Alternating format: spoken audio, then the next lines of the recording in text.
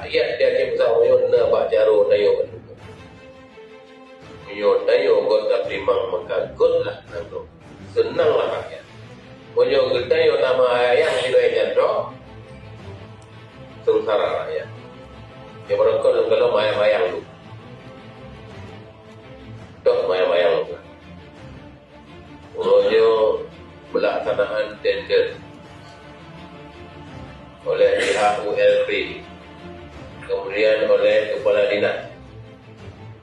Isinan bergantung-gantung tender. So yang tim bayi free lebih kena pemenang. Jom pun aja. Jom haji jenari kali. Harum pada upaya dan rakyat.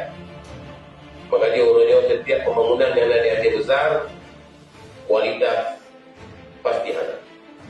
Pasal dikarenakan upeti yang dipungut oleh oknum-oknum jembrol sehingga oleh kontraktor haji dikerja.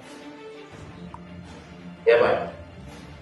Kalau lama, kalau setor ke dinas daripada keuntungan orang kerja. Mudahkah setornya? Di mana ada undang-undang yang mengatakan setor?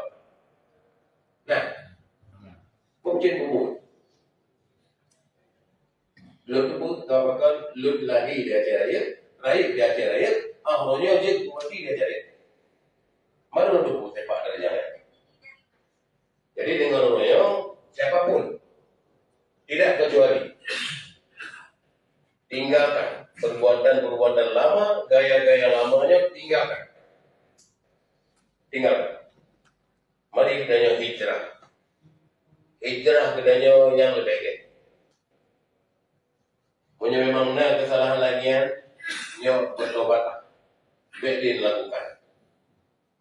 Nyo urun-urun videonya anak selamat di akhirat juga. Pasti. Malaikat anak dua, pasti nak catat. Hebat. Hanya lagi transaksinya. Punya kira-kira urun-urun keberatan lagi long begah, silakan menyatakan long tidak bersedia dan mundur. Nyatakan.